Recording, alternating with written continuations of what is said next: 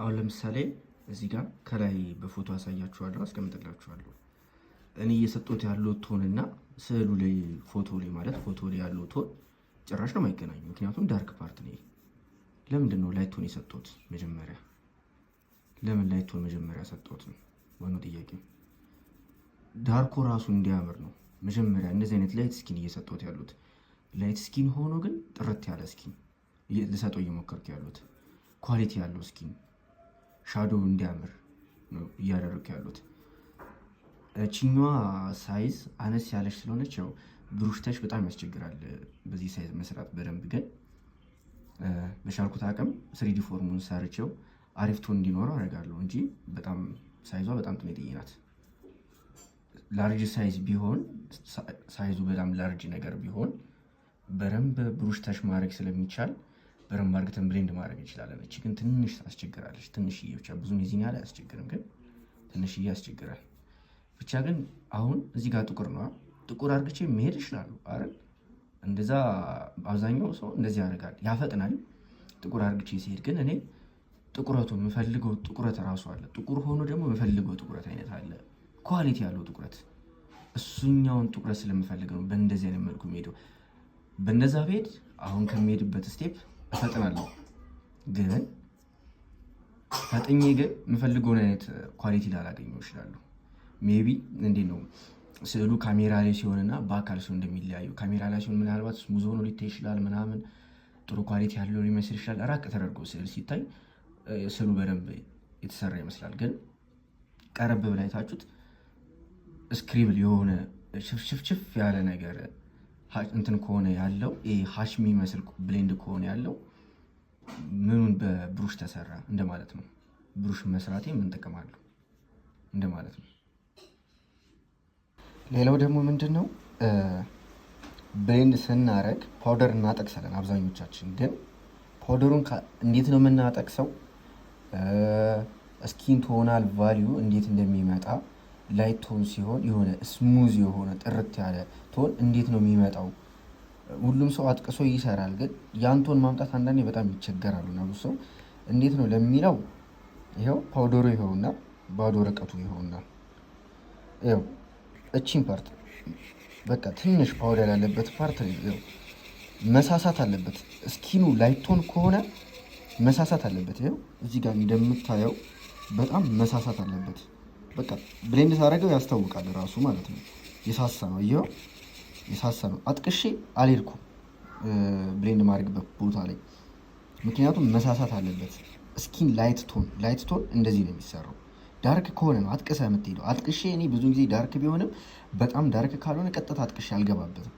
ምክንያቱም ፓውደር ነው፣ ብሩሽ ነው ያዝኩት። አጥቅሼ ልግባበት ካልኩ ሌላ ቦታ እየበተነ እንትን ይልብኛል። መጠረግና መጽዳት አለበት። እንዲህ ይሄው ተጣርቶ ምንድን ነው ምን ላይ ነው ብቻ ረሳሁት። ግን ተጣርቶ ብሩሽ ላይ የሚቀረው እኛ በአይነ እናየው፣ ግን ብሩሹ ላይ የሚቀረው ላይት ቶን አለ። ብሩሽ ላይ ራሱ ላይ ተፈግፍጎ ተጣርቶ የሚቀረው ላይት ቶን አለ። ያ ነው ሄዶ ብሌንድ የሚሆነው እና የሚሰራው። ብቻ ስክሪብል ነው የምናደርገው። ስክሪብል ስል ደግሞ እንትን እንዳይሆንባችሁ ብቻ ሰርክል ቴክኒክ ነው የምንጠቀመው ብሌንድ ለማድረግ። ለምን ትንሽዬ ፓርት አትሆንም? ትንጥዬ ፓርት ብትሆንም ሰርክል ነው። እንዲህ የሚያስፈልግበት ጊዜ አለ። ግን ብዙን ጊዜ ይሄ ነው በቃ ይሄና ይሄ ብቻ ነው። ብዙን ጊዜ እንዲህ ነው የሚደረገው። እችኛዋን ፓርት በቃ ለላይቶን እችኛዋን ፓርት ነው እያሰፋ የሚሄደው። ከጠቆረብን እያሰፋን ነው የምንሄደው እንጂ ይዘን ቀጥታ እንሄድም። ሌላው ደግሞ ያልጨመርኩት የፈለገ ዳርክ ቶን ማለት በጣም ጥቁረት ካልሆነ በስተቀር ዳርክ ቶንም ቢሆን እንኳን ፈርስት ተቻችን ምንጊዜም ስሙዝ ነው መሆን ያለበት። ምክንያቱም መጨረሻ ላይ የምናገኘው ውጤት ፈርስት ተቻችን የነካነው ውጤት ነው። በቃ ፈርስታችንን አሪፍ አድርገን ከጀመረን አጀማመራችንን መጨረሻው የሚያምር ነው የሚሆነው። በጣም ጥርት ያለ ሻዶ ሰርተን ምናምን ከሆነ እየሄድን ያለ ነው። እሱ ሻዶ ላይ ጥቁረት ስንጨምርበት ይሄ ጥቁረቱ ራሱ ወዝ ያለው ጥቁረት ይሆናል። የሚያምር ጥቁረት ነው የሚሆነው። ግን ሞንጨር ተደርጎ ፈርስተሽ ተነክቶ እሱ ላይ ጥቁረት ብጨምርም ባጨምርም ጥቁረት ስን እንደዚህ ጥቁር ያለ ሳይሆንም አለ የጥቁረት አይነቶች አሉ። ብጨምርም ባጨምርም እንደ መጀመሪያ ነው የሚሆነው። በቃ ኖርማል የሆነ ስክራች የሆነ ነገር ነው የሆነው። የተለየ ነገር አይሰጥም። ምንጊዜም ፈረስታችን ማማር አለበት። መጀመሪያ የምንነካው ተች ግዴታ ሁሌ ማማር አለበት። ሀሽ ሳናረግ እንዴት ነው በብሩሽ ሻዶ የምንለው የምንለው? ፈረስት ላይ ዳርክ ሳይዱ ነው የምንሰራው። ልክ እንደዚህ ክብ አይነት ቴክኒክ ተጠቅመን ሻዶ ፓርቱን ነው የምንሰራው። አንዳንዴ ሳይዙ ካነሰ እንዲህ ማድረግም ይቻላል፣ ግን በደንብ ብሌንድ ላይሆን ስለሚችልም በዚህ መልኩም ይደረጋል። ምንጊዜ የምንጀምረው ከዳርክ ሳይዱ ነው። ከዳርክ ሳይዱ ነው እንዲህ ብሌንድ እያደረግን ወደ ውስጥ የምንገባው። ወደ ውስጥ ነው የምንገባው። ከዳርክ ሳይዱ ወደ ውስጥ ወደ ላይት ሆኑ ማለት ነው። እንዲህ ነው ጥፋቶች የምንሰራው። ኦኬ ሻዶ እንዴት ነው የምንለየው ለሚለው ከዳርክ ሳይዱ ነው የምንጀምረው ነው ያልኳቸው አይደለ? ኦኬ ያው ዳርክ የሚሆኑ ሳይዶች እነዚህ ናቸው። እዚህ ጋርም አለ፣ እዚህ ጋርም አለ። ይሄ ባዶ ቦታ የተወኩት እዚህ ጋር ባዶ ቦታ ላይት ናቸው።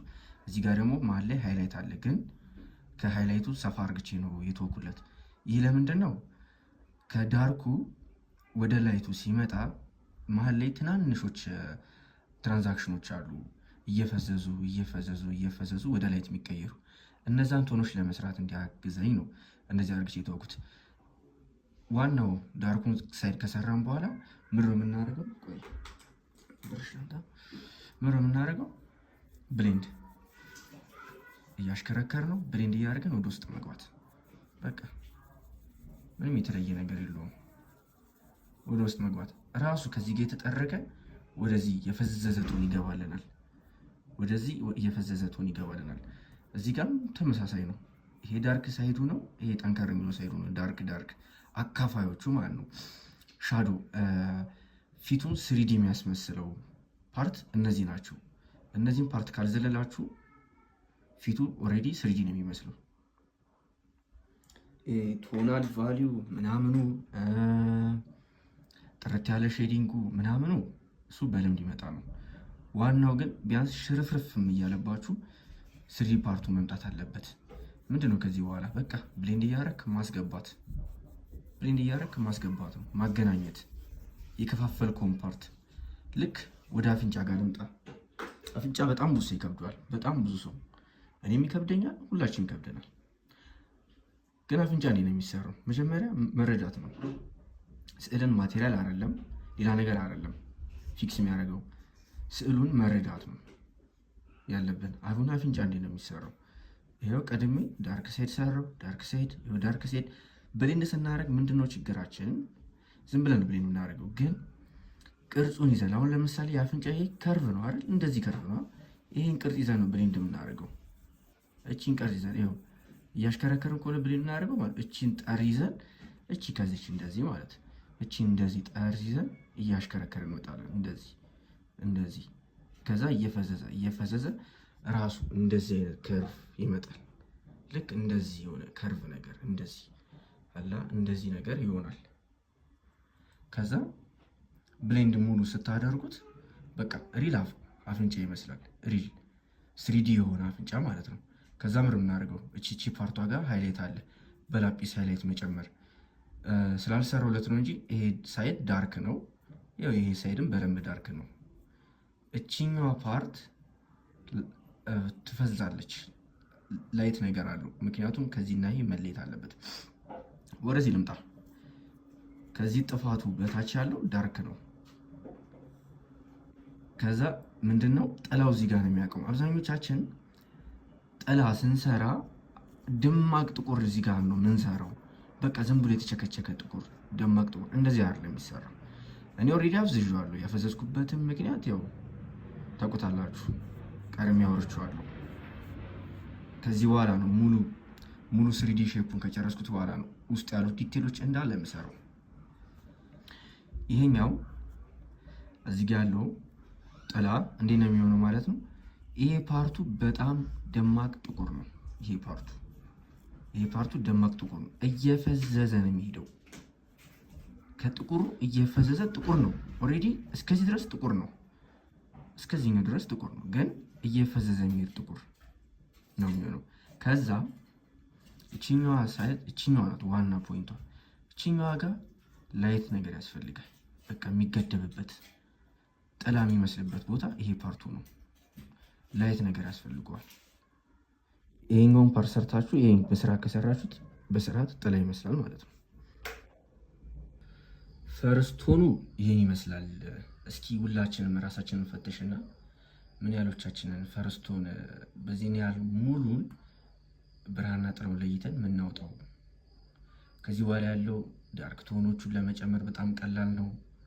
ሃይላይት እናስገባለን፣ ዲቴሎችን እንገባለን። ዋናው ስሪዲ ፎርሙን እንደዚህ ማምጣት ነው። ከዚህ በኋላ በጣም ቀላል ነው። ዳርክ ለማድረግም ላይት ቶኖቹ እንደተጠበቁ ይቀጥላሉ። ቶኑን ምናምን እናስተካክላለን። ዲቴልም ለመግባት ከዚህ በኋላ ይቀላል። ፈርስት ግን ምንጊዜም ፈርስት ተሽ ሲነካ ምንጊዜም በእንደዚህ አይነት መልኩ ነው የሚነካው። ከዛ በኋላ ስሉ በጣም ቀላል ይሆናል። ሙሉ በብሩሽ ዳርክ ሳይዱን ሰርተናል። ምንድነው የሚቀረን? ሃይላይት መስጠት።